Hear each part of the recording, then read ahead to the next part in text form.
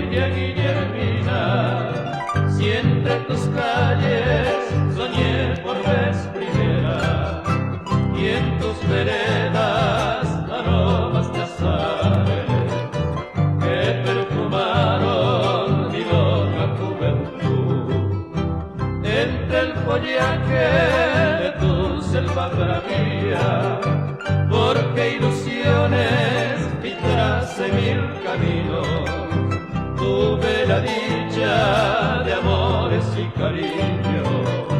¿Cómo olvidarte, Villa Guillermina? Yo soy uno de tus hijos que en la distancia siempre recuerda, y aún escucho en mis oídos voces y cantos tan queridos. Despertaba las mañanas el trinar de pajarillos, el arroyo, los amores, fue testigo de mi adiós.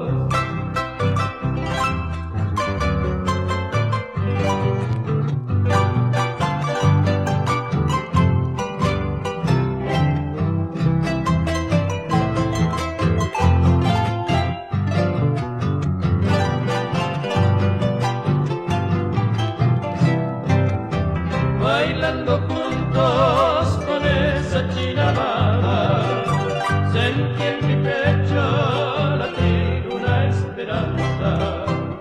Esos amigos, recuerdos de la infancia, y esa maestra que bien me aconsejó.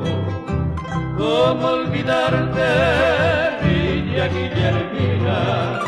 Si ese tu cielo es tan azul divino, y las estrellas aún más fulgurantes, es manto eterno que cubre mi orfandad.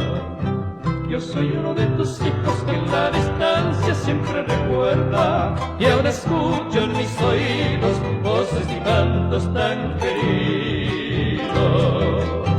Despertaba las mañanas el trinar de pajarillos, el arroyo, los amores, fue testigo de mi